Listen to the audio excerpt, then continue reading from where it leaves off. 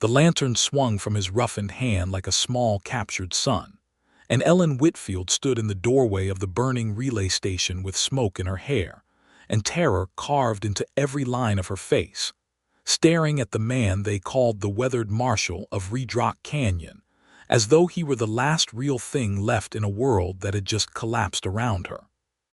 "Take the light," David Cooper said, his voice low and steady in a way that made no sense given that the walls behind her were cracking with heat and the night sky to the north was lit orange with the second fire, the one she had not yet told him about.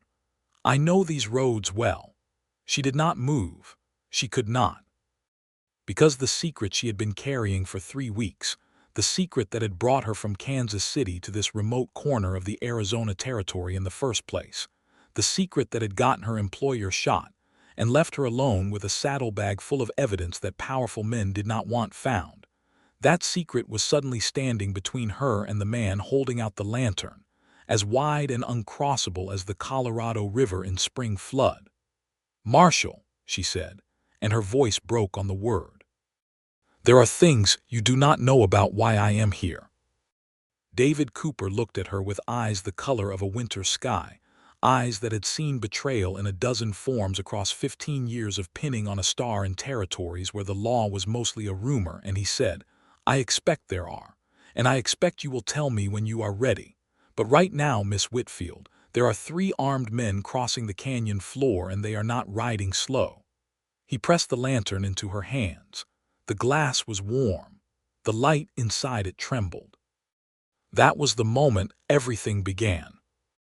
Or rather, that was the moment everything that had already begun came rushing forward into the present like water through a broken dam. And Ellen Whitfield, who had told herself 100 times on the train west that she was not the kind of woman who needed saving, finally understood that needing help and being saved were 2 entirely different things. And that the man standing in front of her with his silver badge catching firelight and his jaw set like carved limestone was offering her neither rescue nor dismissal, but something far more complicated and far more dangerous. He was offering her trust. She had not had much experience with that. 3 weeks earlier, Ellen Whitfield had stepped off a westbound train at the station in Tucson, Arizona Territory, with a leather travel bag, a trunk containing 2 changes of respectable clothes and 1 change of practical ones, a letter of employment from the law offices of Harlan Mercer in Kansas City, and a deep unease she could not entirely explain. The year was 1882. The Southern Pacific Railroad had been pushing iron through the Arizona Territory for less than 2 years, and the towns that had sprung up along its path still had the raw, unfinished quality of things built in haste, all sun-bleached lumber and optimism, and a particular kind of danger that wore a friendly face in daylight and showed its true nature after dark. Ellen was 27 years old.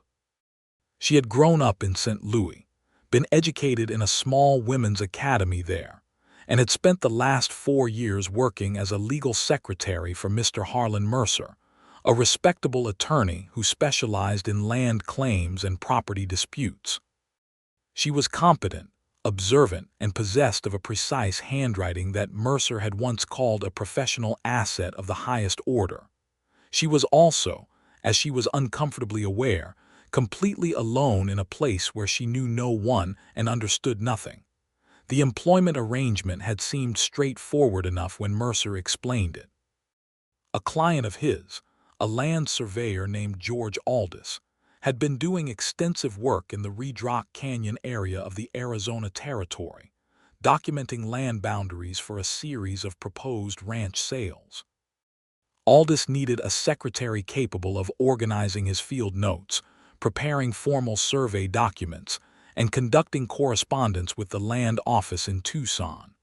Mercer had recommended Ellen. The pay was generous. The duration was expected to be no more than 6 weeks, and Mercer had assured her that Aldis was a perfectly reliable man of good character. What Mercer had not told her, because he either did not know or had chosen not to mention it, was that George Aldous had stumbled onto something in those canyon surveys that had nothing to do with routine land boundaries. And what Ellen had not told anyone, because she was still trying to understand what it meant, was that in the 3 days before she left Kansas City, she had seen things in Mercer's office files that had made her start copying documents by lamplight long after Mercer had gone home.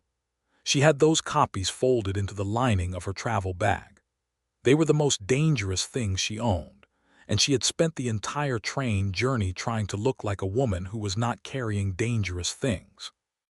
The stagecoach from Tucson to the town of Redrock took 6 hours over roads that were less roads than geological suggestions, and it delivered her, dusty and rattled and dry-mouthed, to a settlement of approximately 300 souls clustered around a main street of perhaps a dozen buildings. There was a general store, a hotel with the optimistic name of the Continental, a saloon, a livery stable, a small church, a land office, and at the far end of the street, a low adobe building with a painted sign that said Marshal's office. She noticed the Marshal's office. She was not sure why. Perhaps because the door was open and there was a man sitting on the porch with a coffee cup, watching the stagecoach arrive with the unhurried attention of someone who made a professional habit of noting arrivals and departures. She did not speak to him that first day. She checked into the Continental Hotel, sent word to George Aldous at his rented survey camp 3 miles north of town, and spent the evening eating a solitary supper of beans and cornbread and trying to make her situation feel manageable. George Aldous arrived the following morning, and from the moment she saw him, Ellen understood that something was wrong. He was a wiry man of perhaps 55, with the weather-burned skin and watchful eyes of someone who spent most of his time outdoors, but it was not his appearance that alarmed her. It was the way he looked over his shoulder twice before he sat down across from her in the hotel's small dining room, and the way he dropped his voice below the level of normal conversation before he had even introduced himself properly. "Miss Whitfield," he said, setting a battered leather satchel on the table between them. "I am glad you made the journey. I need to explain some things to you, and I need you to listen carefully and not react visibly, because I believe we are being watched." Ellen had kept her face very still. She was good at that. "Mr. Aldous," she said, "perhaps you should begin at the beginning." He did. Over the next 40 minutes, speaking quietly and with the careful precision of a man who had spent a great deal of time organizing his thoughts, Aldous told her what he had found. The surveys he was conducting covered a large stretch of canyon and mesa land that several different ranching families had been working for years, some for as many as 2 decades.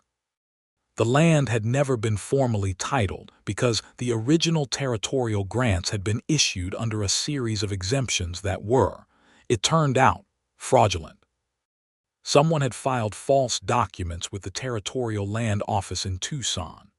Those documents had been used to establish the appearance of legitimate ownership for land that legally remained federal territory. And someone was now attempting to sell that land, in enormous parcels, to a railroad development syndicate operating out of San Francisco, collecting enormous sums of money for property they did not legally own. The families who actually lived on that land, the ranchers and farmers and small settlers who had been working it for years in good faith, would lose everything. "Who is behind the false documents?" Ellen asked. Aldous looked at her steadily. "The name on the original fraudulent filing is a company called Territorial Land Resources, but TLR is not a real company. It is a shell, created specifically to hold the fraudulent titles. The men behind it are connected to the Pacific Southern Investment Corporation in San Francisco," he paused, "which is represented in Kansas City by the law offices of Harlan Mercer." Ellen said nothing for a moment. The dining room was quiet around them, the smell of coffee and wood smoke thick in the warm air. Through the window she could see the main street of Redrock, ordinary and sun-struck and utterly unsuspecting. "Mr. Mercer sent me here," she said. "Yes," said Aldous. And I think that is because someone told him that I had figured it out, and he needed to know how much documentation I had. You were sent to find out what I know, Miss Whitfield, not to help me." She thought about the documents copied into the lining of her travel bag. She thought about the 3 evenings she had spent in Mercer's office after hours, going through files she was not supposed to touch, copying out figures and names and correspondence that had struck her as wrong in ways she could not immediately articulate but could not ignore. "Mr. Aldous," she said, "I think there are things I need to tell you as well." That conversation, conducted in lowered voices over cooling coffee in the small hotel dining room, had been the foundation of what followed. They compared what they knew. Ellen's copies of Mercer's files provided the financial trail that Aldis's survey records documented on the ground. Together, they had something close to a complete picture of the fraud. Together, they had something that could go to the federal land office, to a territorial judge, to someone with the authority to stop the sales from going through before the legitimate settlers lost their claims. But someone knew what Aldous had been doing. And that someone had sent word to people in the territory, who were being paid to make sure the documentation never reached a judge. It was on the 4th day of their collaboration, while Aldous was out at his survey camp, and Ellen was working alone in her hotel room organizing papers, that she heard the sound of horses riding fast past the hotel and a man's voice raised in the street, and she went to the window and saw, at the far end of the main road, a plume of dust rising from the direction of the survey camp. She was out of the hotel and down the stairs and into the street before she had fully made the decision to move. She encountered David Cooper less than 30 feet from the hotel door. He was already moving in the same direction she was, his long stride eating up the distance with the economical speed of a man accustomed to covering ground quickly. And when she appeared directly in his path, he stopped with a reflex quickness that told her he had good instincts and steady nerves. He was perhaps 35, possibly a year or two older, with a face that had the kind of strong, settled architecture that comes from both genetics and hard weather, a straight nose and a firm jaw and eyes that were actively engaged with the world around him in the way of someone who had learned not to take anything at face value. He wore a gray shirt and dark trousers, a wide-brimmed hat, and the silver star of a territorial Marshal on his chest. His hair was dark, touched with early gray at the temples. There was a long-heeled scar along his left jaw that she noticed and then consciously chose not to stare at. "Something's burning," he said, not as a question. "Mr. Aldous is at that camp," she said. He looked at her for 1 second with the quick, measuring look of someone calibrating the urgency of a situation. "How long has he been out there?" "Since first light." He turned back toward the livery stable. "Can you ride?" "Yes," she said, which was almost true, though she had not ridden since leaving St. Louis 2 years earlier. "Then come," he said. "Because if somebody set that fire, Aldous is either running or he is not moving at all, and either way he is going to need help." She went. The survey camp was a loss. By the time they arrived, the canvas tent and wooden storage boxes that constituted Aldis's field office were fully engulfed, and the field notes inside them were gone. 2 of Aldis's hired local men were standing at a distance, one of them with a burned hand he kept pressing against his trouser leg, and George Aldous himself was sitting on a rock at the edge of the clearing, holding his right arm against his body at an angle that said clearly he had been hurt. He had not been shot. He had been thrown from his horse when it spooked at the fire, and he had a broken collarbone and possibly 2 cracked ribs, which was serious but not deadly. He was alive and he was furious, and his eyes when they found Ellen were full of a fear that had nothing to do with physical pain. "The survey records," he said. "Gone," she told him, crouching beside him. "But not everything is gone. Because the papers in the lining of her travel bag were still in her hotel room. Because the copies she had made of Mercer's files were intact. Because the documentation that mattered most, the financial evidence of the fraud, had never been in that camp." David Cooper stood slightly apart from them during this conversation, and he was listening. Ellen was aware of that. She was also aware that she was making a decision in real time about whether to bring him into the situation or continue trying to manage it alone, and that the decision mattered enormously. She looked at him. He was watching the tree line with the steady attentiveness of a man who expected trouble to return. "Marshal," she said, "how long have you been in Redrock?" "3 years," he said, not turning from the tree line. "Before that?" "Marshal in Silver Creek, Nevada." "Before that, deputy in Abilene, Kansas." He paused. "Before that, none of your business."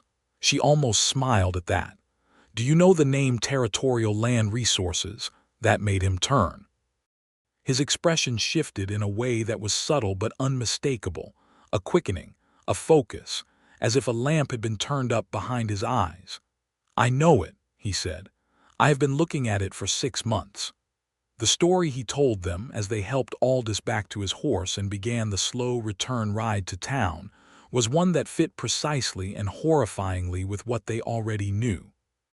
David Cooper had arrived in Redrock 3 years ago at the territorial government's quiet request, not to manage ordinary law enforcement in a small canyon town, which could have been handled by a much less experienced man, but because there had been early indications of land fraud in the region and someone senior in the territorial government had wanted a trusted marshal on the ground.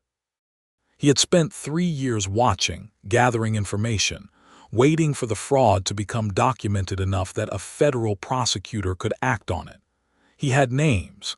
He had dates. He had a pattern of behavior and a solid understanding of which local men were on the syndicate's payroll.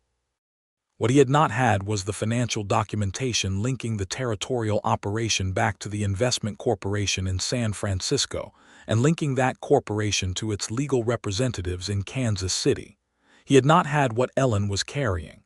"I need to see those papers," he said that evening, seated across from her and Aldous in the hotel dining room with the door closed and the curtains drawn.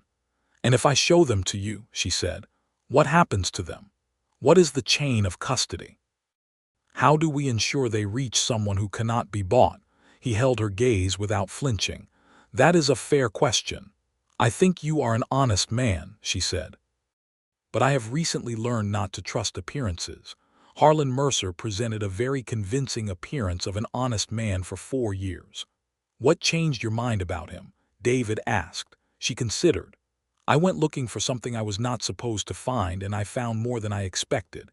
And once I had seen it, I could not pretend I had not." She paused. "I suppose the simplest answer is that my conscience was louder than my self-interest." He was quiet for a moment. Then he said, "I have a contact in the territorial governor's office. A man named Prescott who I have known since before I put on a badge. He is not connected to any of the players in this scheme. If I can get those documents to Prescott, he has the authority to freeze the land sales and refer the matter to a federal court." "How long would that take?" Aldous asked, pressing a hand against his bound ribs. "Prescott is in Tucson, 6 hours by fast horse. The sales are scheduled to be formally completed and filed in 3 weeks. If we move quickly, we have time." Ellen laid her hands flat on the table. "All right," she said. "I will show you the papers." She went upstairs. She retrieved the folded documents from the lining of her travel bag.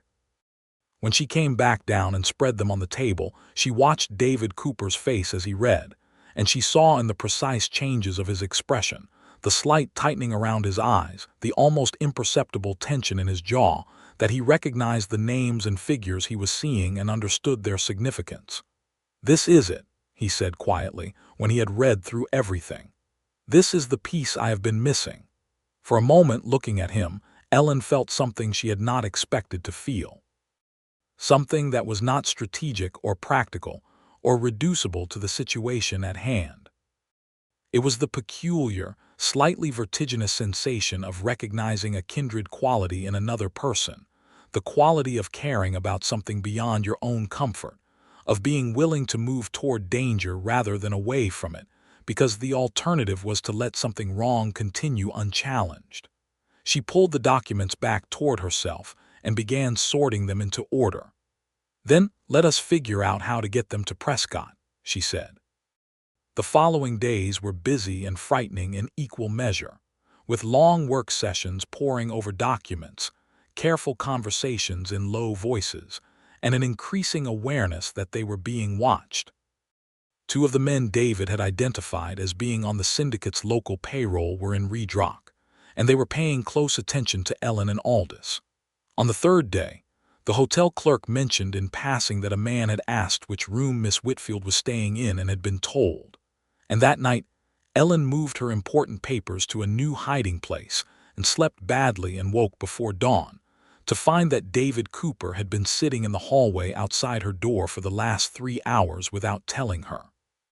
She discovered this when she opened her door at 4 in the morning to get water from the hall pitcher and nearly stepped on him. He was sitting with his back against the wall, legs stretched out, hat tipped forward. He was not asleep. He straightened immediately. "What are you doing?" she asked. "Thinking," he said, "in the hallway outside my door at 4 in the morning. It seemed like a good place for it." He paused. "There was a man in the street below your window for 2 hours last evening. He left around midnight. I thought it would be prudent to be nearby." Ellen stood in the doorway in her dressing gown with her dark hair loose around her shoulders and looked at this man, this reserved, weathered, quietly formidable man who had been sitting in a hallway in the dark for 3 hours to keep her safe without telling her he was doing it, and she felt something move in her chest like a key turning in a lock she had not known was there. "You should have told me," she said. "You would not have slept," he said simply. She looked at him for a long moment. "Come inside," she said. "I will make coffee on the spirit lamp, and we can talk through the timing for the Tucson run." He hesitated for precisely 1 second, which she noticed, and then stood and followed her inside, and she told herself firmly that the way the lamplight fell across his features as he settled into the chair across from her small table had absolutely nothing to do with her pulse being slightly elevated. They talked until the sky began to lighten. Not only about the documents and the timing and the logistics of getting everything to Prescott safely. They talked the way people talk when the strangeness of a situation strips away ordinary social caution, honestly, and with the kind of attentiveness that comes from recognizing that the person across from you is saying things worth listening to. She told him about Mercer, about the slow, accumulating unease of the months before she left Kansas City, about the evening she had found the files and understood what they meant, and had sat very still for a long time in the silent office making the decision that would change everything. She told him about her life before Mercer, about growing up in St. Louis with her mother after her father died, about the academy and the discipline of study, and the way that learning had always felt like walking into a larger room. He told her about Silver Creek, where he had pinned on a star after a brief and undistinguished career, as a cowhand left him clear-eyed about the fact that he was better with people than he was with cattle. He told her about the weight of carrying legal authority in places where the legal system was thin and imperfect, and frequently inadequate to the scale of the injustice it was supposed to address. He told her that he had wanted to be a lawyer once before circumstances intervened, and that he still read every legal document he could get his hands on, and that one of the particular satisfactions of the Redrock assignment was that it was essentially detective work rather than pure enforcement. "You like puzzles," she said. "I like understanding things," he said. "Which is different. Puzzles have solutions. What I like is the moment when the pieces stop being separate and you can see the pattern." She was quiet for a moment. The sky outside the window was turning the pale gray gold of very early morning, and somewhere down the street a rooster was making its considered opinions known. "I like that too," she said. He looked at her across the small table with the spirit lamp burning between them, and something in his expression changed, became more open and less guarded, and then he looked away at the brightening window and cleared his throat and said, "We should talk through the route to Tucson." She let him do that. She let him redirect the conversation to the practical, because it was the practical that was immediate and urgent and necessary. But she held the moment carefully, the way you hold something delicate that you do not want to break. The plan they developed was this. David would ride to Tucson with copies of the most critical documents, leaving the originals with Ellen and Aldous. The originals would be hidden in a location known only to the three of them. If David was intercepted, the originals would still exist.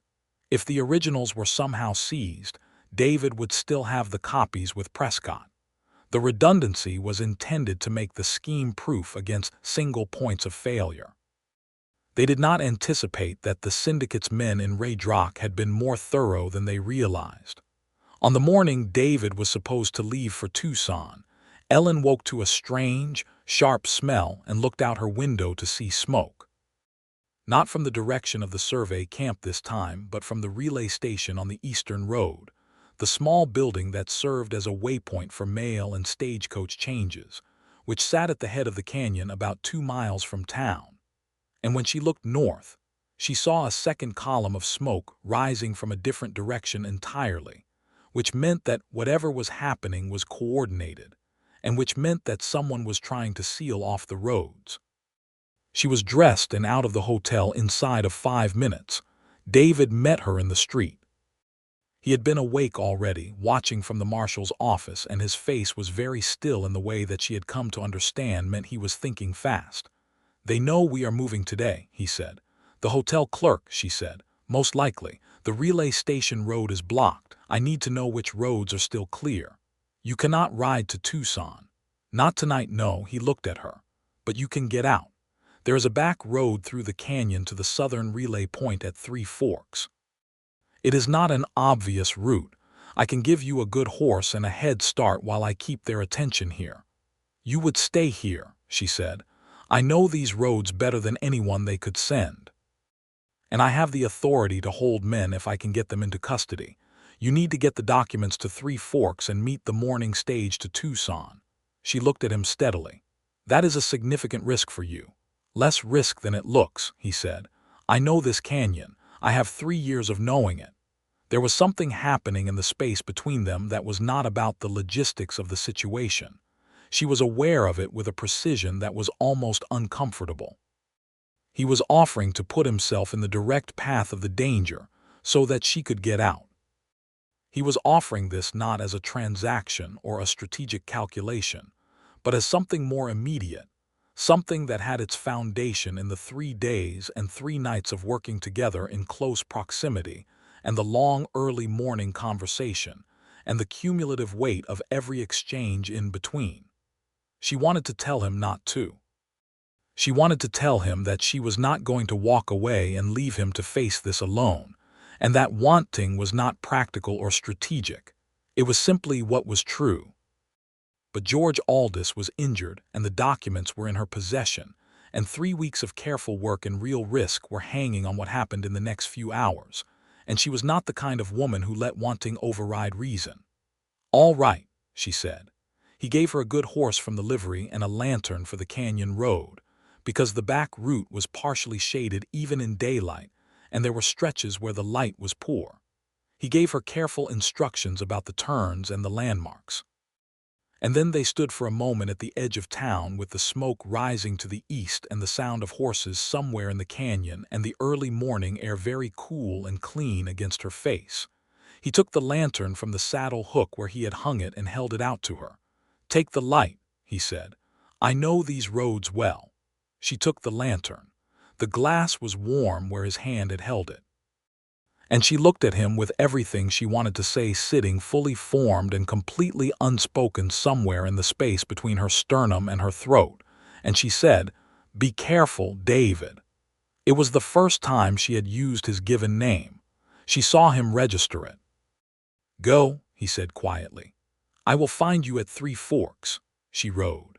The canyon road was everything he had described and more. A narrow track carved along a limestone wall with a long drop to her left and dry brush pressing close on her right, full of sudden turns and uncertain footing, and the kind of deep shadow that made the lantern something close to essential even though the sun was technically up. She held the lantern with one hand and the reins with the other, and focused on the horse's ears and the road ahead, and did not let herself think about what was happening behind her. She thought about it anyway. The road took her down through the deepest part of the canyon, where the walls rose 100 feet on either side, and the air was cold and smelled of stone and water, and then up through a series of switchbacks to the mesa above, and then south across open ground toward the cluster of buildings at Three Forks that she could see in the distance as a dark shape against the brightening sky. She arrived at the Three Forks relay station as the sun cleared the eastern horizon. The station keeper was a phlegmatic man named Hurley who received her arrival and her brief explanation of the situation with the equanimity of someone who had seen strange things come through his station before and had decided long ago that questions were less efficient than action. He took her horse and pointed her toward the interior of the station and told her the southbound stage would be through in 2 hours. She spent those 2 hours sitting in the station's single interior room with the documents spread on the table before her, reading through them one more time and drinking bad coffee and listening to every sound from outside. The lantern David had given her sat on the corner of the table, still lit, burning low. She was not thinking about the documents. She was thinking about a man sitting in a hallway outside her door in the dark without telling her, and about the way he had described the moment when puzzle pieces showed their pattern, and about his face when she had used his given name. She was also thinking about the fact that she had left him behind in a town that was being actively worked by men who had already burned a camp and a relay station and were clearly willing to use serious force, and that she had no way of knowing whether he was all right. The stage arrived. She got on it. She rode 6 hours to Tucson with the documents in her bag and the anxiety sitting in her chest like a stone, and she found her way to the territorial governor's office and asked for a man named Prescott. And when Prescott appeared, she said, "David Cooper sent me." And she put the documents on his desk and said, "I need you to understand what these mean and move on them before the end of the week." Prescott was a small, precise man with wire-rimmed spectacles and the focused, slightly impatient manner of someone whose work was perpetually behind schedule. He read for 40 minutes without speaking. When he finished, he took his spectacles off, cleaned them, put them back on, and said, "Where is Cooper?" "In Redrock," she said. "I do not know his current situation." Prescott was quiet for a moment. Then he stood and said, "I need to send a telegram," and he left the room and was gone for 15 minutes. And when he came back, his expression was set in the particular way of someone who has just made several irreversible decisions in rapid sequence. "I have contacted the federal marshal's office," he said. "There will be men in Redrock by this evening. I have also sent word to freeze the land sale filings with the Tucson land office." He looked at her with the steady attention of someone recalibrating a previous assessment. "Miss Whitfield, you came a very long way and took a very significant risk to bring this here. Mr. Aldous did the primary work," she said, "and Cooper told you to trust me with it." "He did," Prescott nodded slowly. "He is a good judge of character," he said. "So, it would appear, are you." She did not sleep that night. She took a room at a hotel in Tucson and lay on the bed in her clothes listening to the street sounds and the occasional bark of a dog and the distant, muffled sound of the railroad yard. And she thought about Redrock Canyon and the Marshal sitting in the dark. She was back on a northbound stage before dawn. She arrived in Redrock on the evening of the following day, having ridden 12 hours in stages and on horseback, and crossed the last stretch of Canyon Road in the company of 2 federal marshals who had come south from the territorial capital and were riding north to assist with what Prescott had described in his telegram as a significant land fraud enforcement action. The road into town was quieter than she expected. The smoke was gone. The sky was the deep, bruised purple of late evening, and the stars were beginning to show. The main street of Redrock was mostly quiet when they arrived, but there were lights in several buildings and a cluster of horses at the marshal's office that had not been there before. And when Ellen dismounted in front of the Continental Hotel and turned to look down the street, she saw David Cooper walking toward her from the direction of his office. He was not moving with the easy, unhurried stride she had come to associate with him. He was moving with purpose, covering the distance quickly, and when he was close enough that she could see his face clearly in the lamplight from the hotel window, she saw that there was a cut above his left eyebrow, already dried and dark, and that his shirt was torn at the shoulder, and that his expression was doing something complicated that she did not have a name for. "You came back," he said. "The stage came this way," she said. "There are a dozen ways to get back to Kansas City that do not come through Redrock," he said. "I was aware of that," she said. He stopped 2 feet from her. The lamplit street was quiet around them. Somewhere down the road, 2 men were talking in front of the saloon, their voices low and carrying in the evening air. "Prescott moved quickly," he said. "The federal marshals arrived this afternoon. We have 4 men in custody. The others cleared out when they saw which way things were going." He paused. "Aldous is all right. He is at the doctor's." "And you?" she asked. He looked at her steadily. "I am all right." "Your head," she said. "A disagreement about who had jurisdiction over a particular set of files," he said. "It was briefly physical. The files are in custody." She looked at the cut above his eye and felt a surge of something fierce and warm and entirely disproportionate to the context, and she crossed the remaining 2 feet between them and pressed her fingers gently against his jaw, turning his face slightly toward the lamplight to see the cut clearly. His breath stopped for a moment. She could feel that in the stillness of him under her hands. "It is not deep," she said. "It will not need stitching." "No," he said. His voice was very quiet. "Good." She did not take her hand away immediately. She looked at the cut and then at his face, and then she let her hand fall and stepped back and said, in a voice that she was pleased to hear came out even, "The documents are with Prescott. He has initiated proceedings." "I know," he said. "He sent a telegram. Then everything is in motion." "Yes." They stood in the evening street looking at each other, and the conversation was doing the thing that their conversations had been doing with increasing frequency.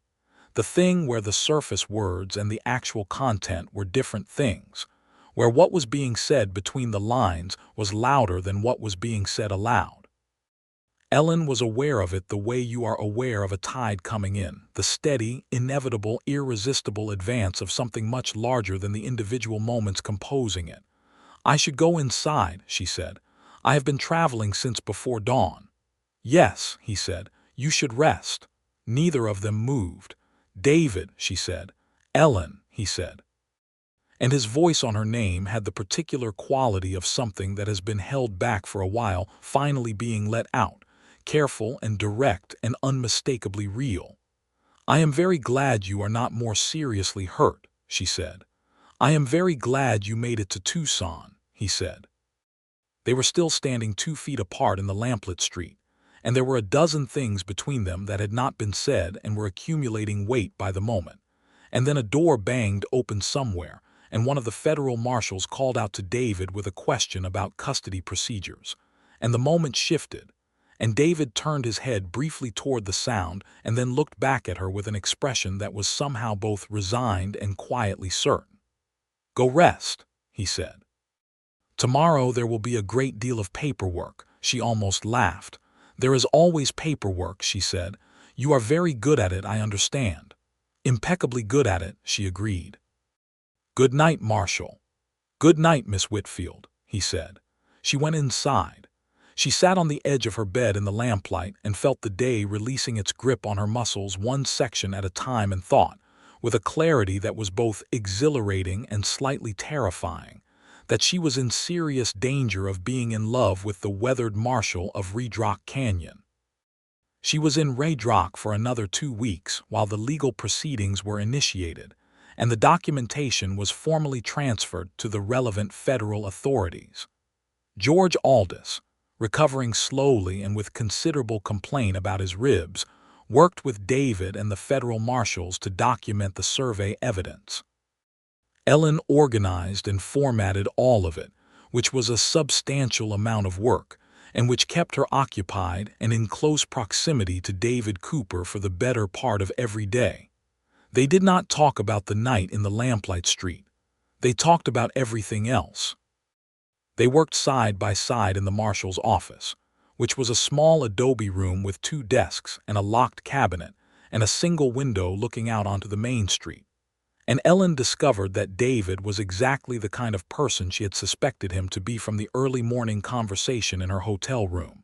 Precise and thoughtful and genuinely interested in ideas, with a dry humor that surfaced at unexpected moments and a quality of attention that made you feel, when he was listening to you, that what you were saying mattered.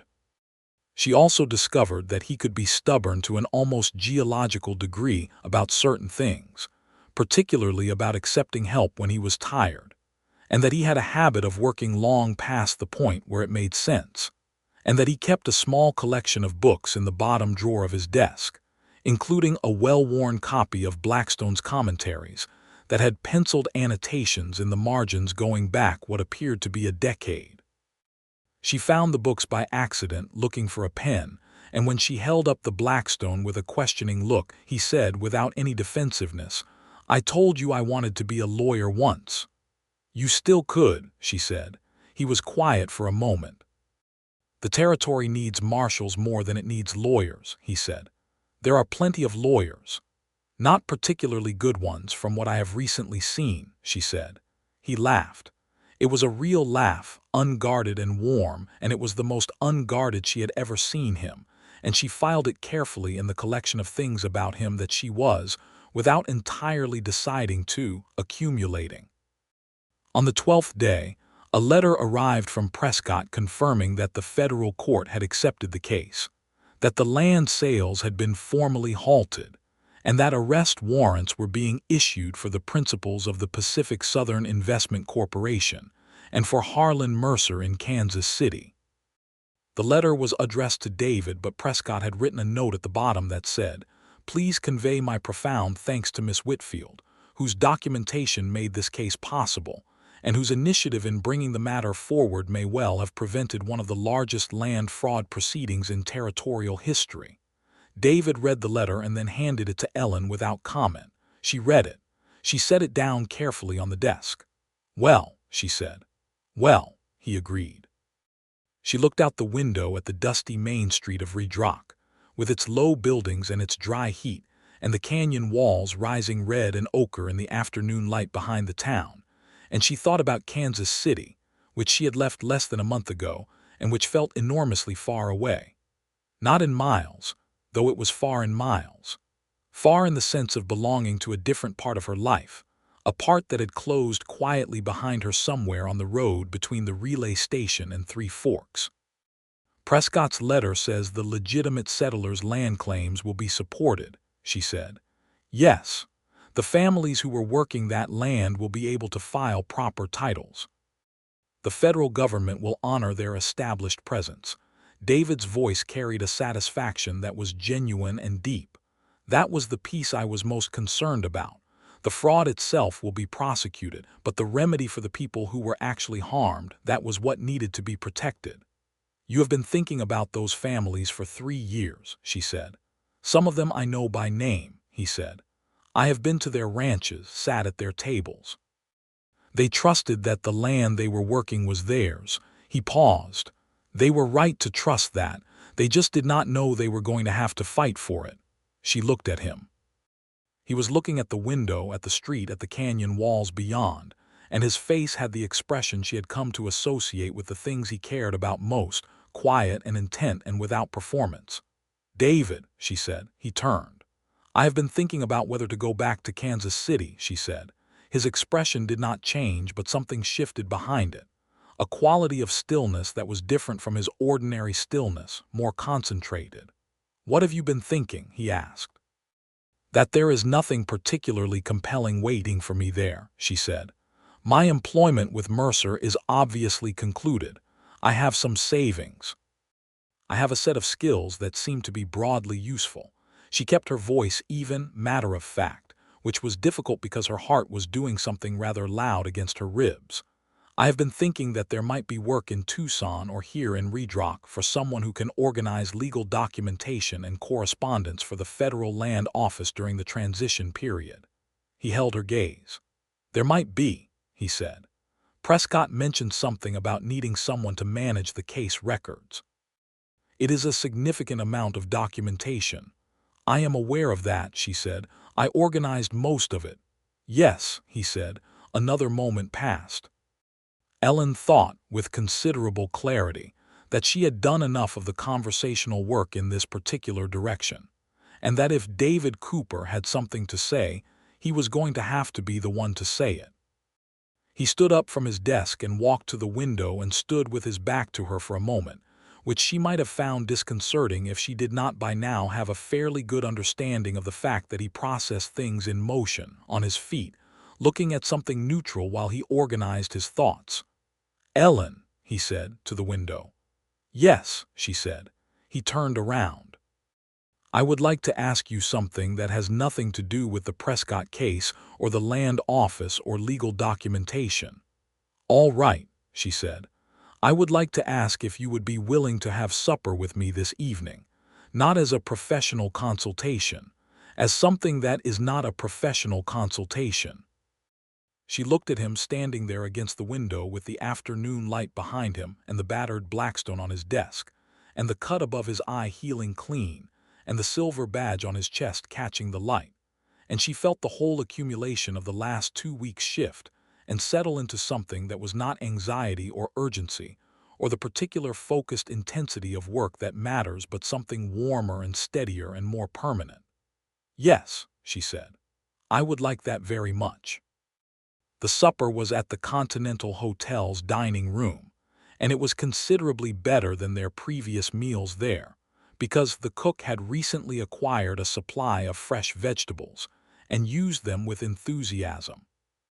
They sat across from each other at a corner table with a white cloth and a single candle, and they talked for 3 hours, and somewhere in those 3 hours, the last of the professional caution between them dissolved entirely, and they were simply two people who had found each other in unusual circumstances, and were discovering, with increasing certainty and delight, that they were very glad of it. He told her about growing up in Kentucky, about a father who had been a circuit judge and a mother who had taught herself to read Latin from her husband's law books, about 2 brothers he had not seen in several years because the distances of the West were wide and correspondence was intermittent.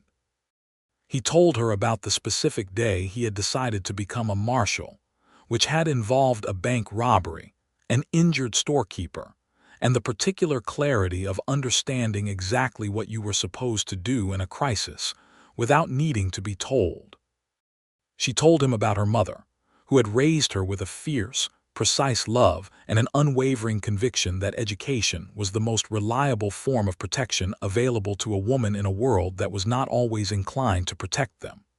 She told him about the academy, which had given her Latin and mathematics and a thorough grounding in English composition, and had also, incidentally, given her the conviction that she could figure out most things if she paid close enough attention. She told him about the particular pleasure of good legal writing, of the way a well-constructed argument had the same satisfying completeness as a solved mathematical problem. He listened to all of it with the quality of attention she had come to value enormously, the complete, engaged, genuinely interested attention of someone for whom listening was not the pause before speaking, but an activity in its own right. When the dining room began to empty around them and the candle had burned down to a stub and the cook appeared in the doorway with the meaningful expression of someone ready to go home, they looked up simultaneously and then looked at each other with a slightly startled recognition of how much time had passed. "I have kept you late," he said. "I did not notice," she said. They walked out of the hotel into the cool night air. The street was quiet. The stars were extraordinary over the canyon walls, the high desert sky that close to unpolluted and very dark throwing them into brilliant relief. They stood on the hotel porch and looked at them for a moment in a companionable silence that felt, to Ellen, like the most comfortable silence she had experienced in years. "I am going to ask Prescott if there is a formal role," he said, "for the land office documentation work. If there is, would you consider it seriously?" "I am already considering it seriously," she said. "Good," he said. Then, with the directness that she had learned was characteristic of him when he had made a decision, "I am glad you did not go back to Kansas City." "I have not gone yet," she said. "I know," he said. "I am glad about the not going." She looked at him in the starlight. "David," she said, "I think we are circling something." "Yes," he said, "I think we are." "We could stop circling," she said. He looked at her with an expression that was the furthest thing from guarded she had ever seen on him, open and certain and entirely unambiguous. "Ellen Whitfield," he said, "I have been thinking about you in a way that has nothing to do with the legal case since approximately the second day we worked together." "The second day," she said, "not the first. The first day I was focused on the fire." "That is fair," she said. "For me it was the hallway outside my door at 4 in the morning." He looked at her for a moment, and then he moved the small distance between them and took her hand very carefully, as though it were something valuable, which she supposed it was, and the warmth of it traveled up through her arm and settled in the vicinity of her chest, and felt like the most natural thing that had happened in a very long time. "I would very much like to court you properly," he said. "With all the appropriate formality and duration." She laughed softly. "I am not sure that formal courtship is strictly necessary given that we have already collaborated on a federal fraud case, and I have seen you bleed." "Nevertheless," he said. "Nevertheless," she agreed, and her fingers tightened around his. They stood there in the starlit street for a while, which was not strictly practical but was, Ellen thought, entirely necessary, and the canyon walls rose dark against the stars and the night air smelled of sage and stone and the particular clean dryness of the high desert, and she thought that the world was a stranger and more generous place than she had generally given it credit for. The weeks that followed were a mixture of work and something better than work.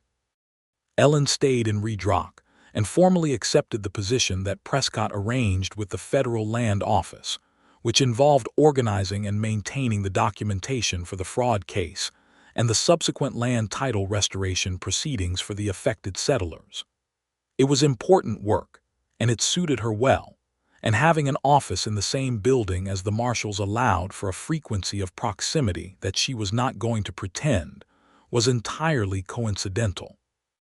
The courtship that David had described as formal turned out to be formal in the sense that he was respectful and unhurried, and conducted himself with a scrupulous regard for her reputation and her autonomy, but informal in the sense that they spent most of their evenings together, either in the hotel dining room or walking the canyon roads in the long summer light, talking with the ease of people who have found their conversational frequency and are glad to be on it. She met the settlers whose land she had helped protect. She met the Garrity family, who ran a cattle operation on the western mesa, and the Vasquez family, whose small farm in the canyon bottom had been in danger of seizure, and a dozen other families whose quiet, determined presence on the land told the story of people who had built something real out of nothing and refused to let it be taken.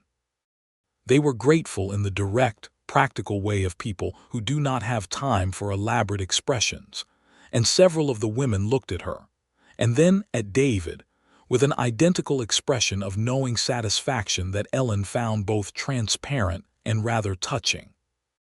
On a September evening, 6 weeks after the night on the hotel porch, they were walking the canyon road at sunset when David stopped at a point where the path curved around a limestone outcropping, and the full length of the canyon was visible, red and gold and shadow blue in the dying light, stretching south toward the flat land and north toward the high mesa, enormous and ancient and completely indifferent to the small human things happening in it. "I need to tell you something," he said. She waited. "I am not a particularly easy person," he said. "I work too much. I am slow to trust. I have a habit of managing situations independently when I should ask for help." He paused. "I am better at protecting people than at letting them be close." "I know all of that," she said. "I know you know it," he said. "I am telling you so that you can take it into account."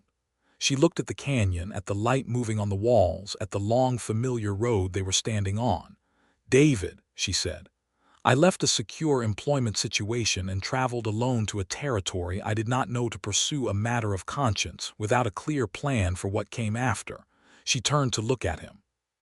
I am not particularly easy either. I am stubborn, I have very decided opinions, I find it difficult to delegate, and I have a tendency to involve myself in situations that are not strictly my responsibility. He was looking at her with an expression that was not quite a smile but was very close to one. I know all of that, he said. Then we are even, she said. He reached into his jacket pocket. He was quiet for a moment with his hand closed around something, and then he said, I wrote to my mother in Kentucky. I told her about a woman I had met who was the most capable and honest and compelling person I had encountered in 15 years of meeting people in difficult situations, and who had, without particularly trying to, made Redrock feel like a place where a future made sense. He opened his hand. In his palm was a ring, a simple gold band with a small cluster of garnets set into it, deep red in the sunset light. She sent this. It was her mother's. Ellen looked at the ring. Then she looked at him. Her chest was full of something that did not have a tidy name, something that was made up of the past weeks and the long conversations and the canyon road in the dark, and a lantern pressed into her hands with the words that had told her, before she knew it consciously, that this man was someone who trusted her completely. David Cooper, she said. Yes, he said. Yes, she said back, which was not a restatement but an answer, and he understood that because he took her hand and slid the ring carefully onto her finger, and the garnets caught the last of the canyon light and burned deep and warm. He kissed her then, carefully and completely, with the canyon walls around them, and the stars beginning to show overhead and the long, quiet sage-scented evening settling around them. And it was exactly as a kiss ought to be, honest and warm and unhurried and entirely sure of itself. They were married in Redrock in October, in the small church on the main street, in a ceremony performed by the circuit minister who passed through every few weeks. Aldous, recovered enough to sit upright with minimal discomfort, served as a witness. Prescott rode down from Tucson and sat in the front pew looking satisfied in the manner of someone whose judgment has been confirmed. The Garrity family came, and the Vasquez family, and a substantial portion of Redrock's 300 souls, because news of the Marshals' impending marriage had been the most interesting development in the town's social life for some time, and because the story of how it had come about, involving federal fraud, burning relay stations, and a woman who had ridden through the canyon alone in the dark with a lantern, had achieved the quality of local legend with remarkable speed. Ellen wore a dress she had made partly herself from fabric brought up from Tucson, dark blue wool that fit well and moved well and suited her exactly. She carried the lantern David had given her on the canyon road, which she had been keeping on the windowsill of her office, because it had seemed right to bring it. David saw it in her hand as she came down the short church aisle, and his expression did a thing that she thought she would spend a long time being glad to have seen. After the ceremony, the Garrity family produced a fiddle and sufficient quantities of a home-brewed beverage to fuel dancing in the main street of Redrock until well past midnight, and Ellen danced with David and with Aldous and with old Mr. Garrity and with Prescott, who turned out to be a surprisingly nimble dancer for a man so focused on paperwork, and with a 7-year-old Vasquez daughter who had decided that she liked Ellen and expressed this by attaching herself firmly to Ellen's hand for the better part of an hour. David watched Ellen with the Vasquez child with an expression that he did not bother to disguise, and Ellen caught him watching and held his gaze across the firelit street and thought, not for the first time and certainly not for the last, that the world was a stranger and more generous place than she had generally given it credit for. They settled into the life that the territory required, and that they both, it turned out, were equipped for. David continued as Marshal of Redrock Canyon, a role that suited him deeply, and that was, with the fraud case concluded and the legitimate settlers' claims secured, less about confrontation than about the ongoing, necessary work of maintaining order in a place that was still finding its shape. Ellen continued her work with the Federal Land Office, which expanded over the following 2 years as the territorial government formalized more land claim procedures, and the documentation work grew correspondingly complex and important. They had a good house built on the edge of town, not large but well constructed, with a covered porch that faced south toward the canyon view and a separate room that became both a study and a working office and contained, on its main shelf, David's well-worn Blackstone alongside Ellen's collected legal references and a growing accumulation of territorial law texts and correspondence. In the spring of the following year, Ellen told David she was expecting a child.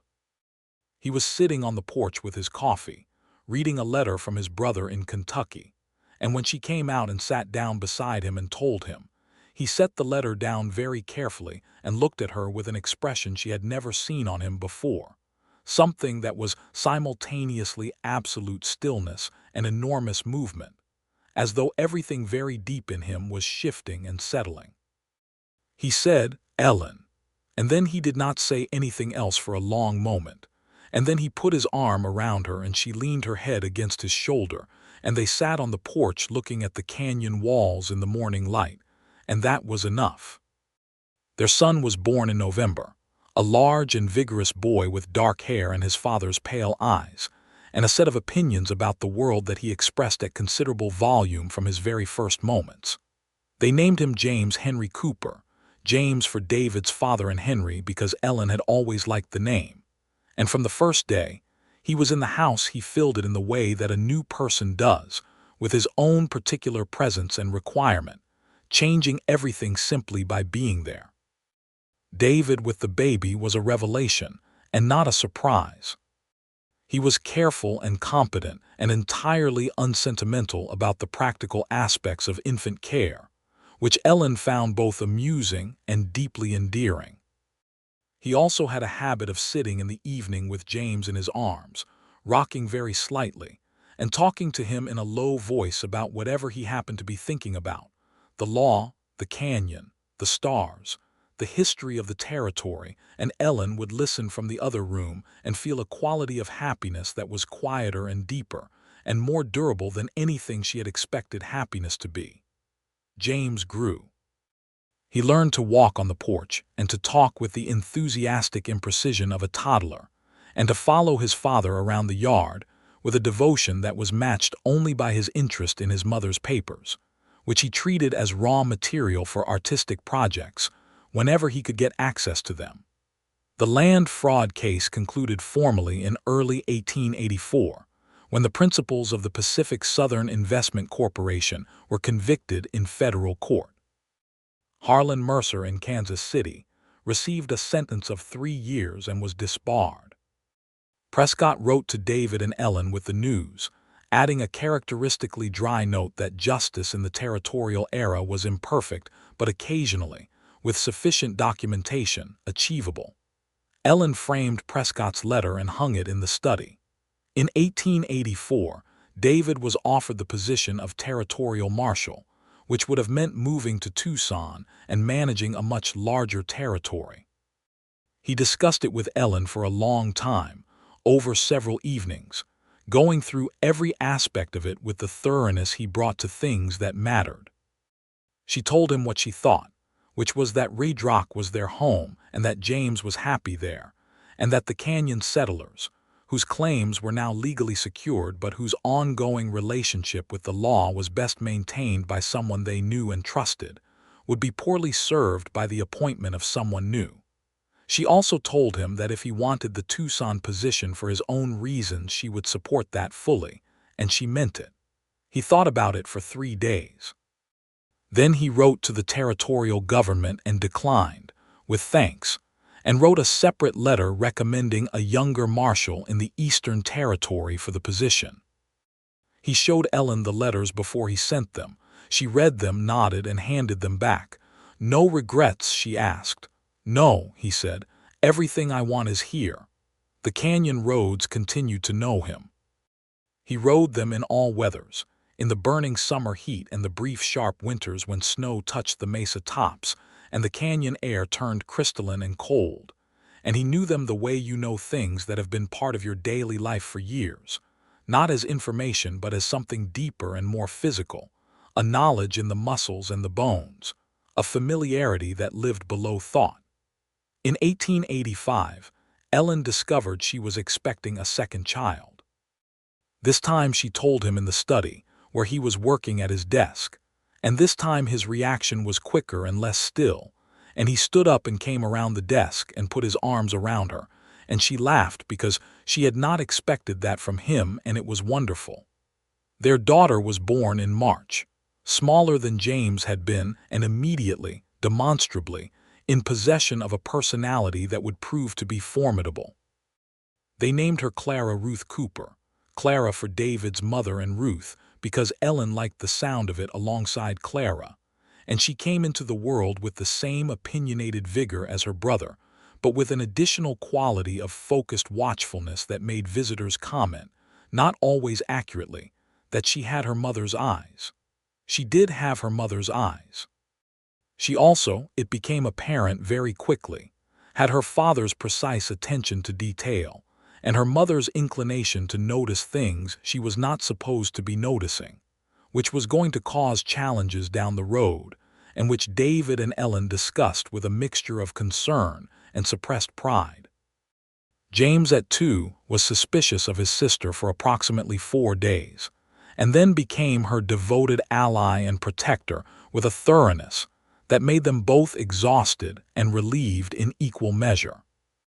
The house on the edge of Redrock was full in the way that houses with children are full, with noise and movement and the constant low-level emergency of small people's urgent requirements, and Ellen and David navigated it together with the pragmatic coordination of two people who have been working alongside each other long enough that the division of labor is understood without requiring constant negotiation. There were still hard things. The territory was not gentle and justice was not always available, and David carried the weight of that with the quiet steadiness that was fundamental to him. And on the evenings when he came home with that particular set to his jaw that Ellen had learned to recognize, she would sit with him on the porch and let the canyon hold the silence and not require him to explain himself before he was ready. He was always ready eventually. That was one of the things she had learned about him, that he processed things fully before speaking about them, but that he would speak about them, that he did not lock things away but simply required time to understand them before giving them words. She loved him for that. She loved him for many things, for the Blackstone with its penciled margins and the care he took with the settlers' problems, and the way he was with their children, and the fact that after 4 years he still listened to her the way he had in the earliest days, with the complete attention of someone for whom what she was saying genuinely mattered. She loved him for the scar on his jaw and the gray at his temples that was spreading slowly, and the particular expression he wore when he was about to make a dry remark, and the way he had of standing in the doorway of a room she was in for a moment before he came all the way in, as though he liked the view. She told him this last thing once, on an autumn evening on the porch while the children were inside with the lamp and James was explaining something at length to Clara, who was not quite old enough to understand it but was listening with every appearance of interest. "You do that thing," she said, "where you stop in the doorway." "What thing?" he asked, genuinely. "You stop before you come in, you stand there for a moment." He was quiet. "I do not think I noticed doing it," he said. "I know," she said. "That is why I am telling you." He looked at her. "Why do you think I do it?" She smiled at him. "I think you like knowing where I am," she said. "I think it is your version of a lantern." He was quiet for a long moment. The canyon was going dark and orange in the evening light, and the sage was sharp and sweet in the cooling air, and James's voice from inside the house was describing something that apparently involved a great deal of physical demonstration based on the sounds that accompanied it. "You kept it," he said, "the lantern. It was still on the study shelf." "Yes," she said. "Why?" She thought about a dark canyon road and a glass warm from a man's hand and everything that had been offered in that moment, trust and light, and the kind of sureness that does not require explanation. "Because it was the first thing you gave me," she said, "and because it was enough." He looked at her the way he had looked at her the first time she had used his name, registering it, holding it. Then he reached across and took her hand in the way he had in the beginning, carefully, as though it were something valuable. "Ellen," he said. "Yes," she said. "I love you," he said. Not as revelation, not as confession, but as simple fact, the kind of fact that has been true for a long time and is stated because the stating of it, the putting of it into words in the real air, is its own kind of ceremony. "I know," she said. "I love you too." The canyon darkened around them and the stars came out, the same stars that had been over them on the porch 3 years ago when everything was beginning. And inside the house the lamp burned warm and steady, and their son's voice continued its enthusiastic narration, and somewhere in the midst of it, their daughter's clear high laugh rose up. And David Cooper, the weathered Marshal of Redrock Canyon, who had once sat in a hallway in the dark for 3 hours without being asked, who had given a woman a lantern on a dark road and said, "Take the light, I know these roads well," sat on his porch with his wife's hand in his and watched the stars over his canyon and felt, with a completeness that had taken a long time and many hard roads to arrive at, that he was exactly where he was supposed to be. In the years that followed, the canyon country changed as all territories change, the railroad reaching further, the towns growing more established, the formal machinery of territorial law becoming denser and more reliable. Redrock grew, slowly but persistently, adding a schoolhouse and a small doctor's surgery and a second general store, and a telegraph office that made correspondence with the outside world considerably less intermittent. James Cooper grew into a boy of considerable energy and genuine intellectual curiosity, who was equally interested in the canyon's geology and in his father's law books, and in the mechanics of the telegraph machine at the new office, where he spent enough time that the operator, a tolerant man named Welch, eventually hired him as a part-time assistant when he was 14 and taught him the code. Clara Cooper grew into a girl who noticed everything and said exactly what she thought about it, which was simultaneously impressive and occasionally difficult, and who had decided by the time she was 6 that she intended to be a lawyer, a decision she articulated to her father with a clarity and specificity that made him look at her for a long moment with an expression that Ellen, watching from across the room, recognized as the particular combination of recognition and pride and something like humility that she had first seen on his face when James was born. "All right," he said to Clara. "I will need the Blackstone," Clara said. "When you are old enough for the Blackstone," he said, "you may have it." She was satisfied with this. She was a person who understood negotiation. Ellen continued her work with the land office through the territorial period and into Arizona statehood discussions, which were long and complicated and required a great deal of documentation, and she became known in the territorial legal community as someone whose grasp of land law and filing procedures was essentially encyclopedic. And she was consulted on several significant cases by territorial attorneys who had never met her and did not know her name until they arrived in Redrock and discovered that the expert they had been corresponding with was a woman with dark hair and a precise handwriting and a lantern on her study shelf. She found this amusing. David found it satisfying in the deep, quiet way he found satisfying the things that confirmed what he had always believed. On the occasion of their 10th anniversary, David gave her a new book, a comprehensive volume on territorial land law that had recently been published in Washington, with a note inside the cover that said, "For the most capable legal mind in the Arizona Territory, who happened to arrive in Redrock with a saddlebag full of evidence and stay for the rest of the story." She read the note twice and then looked up at him and said, "That is the most romantic thing you have ever written. "It is also accurate," he said. "Yes," she said, "both things." The lantern sat on its shelf through all of it, through the growing of children and the turning of seasons and the slow, incremental settling of the West into something more formal and less raw than it had been, through the changes that came with statehood preparations and the changes that came with time, through the good years and the hard ones and the ordinary ones that made up most of life and were the foundation of everything else. It still worked. David had kept the oil in it, and the wick trimmed. In the same careful, unannounced way he had always managed the things that mattered to him. Sometimes in the evenings Ellen would light it and set it on the porch railing, and the small warm glow of it would sit in the canyon dark while they talked. And she would think about dark roads and the generosity of light freely given, and the particular kind of trust that asks nothing in return.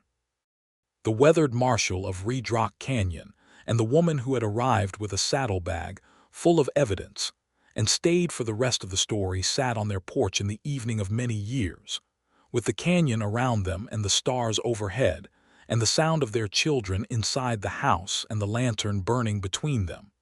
And the love between them was not the urgent, frightened, high-stakes thing it had been in the beginning, though those qualities had not disappeared entirely and surfaced sometimes still in a glance or a touch, but something larger and more settled, the kind of love that has been lived in, that has been tested by ordinary days and difficult ones, and has come through both and continues, steady and warm and entirely sure of itself, like a lantern on a dark road that knows the way home.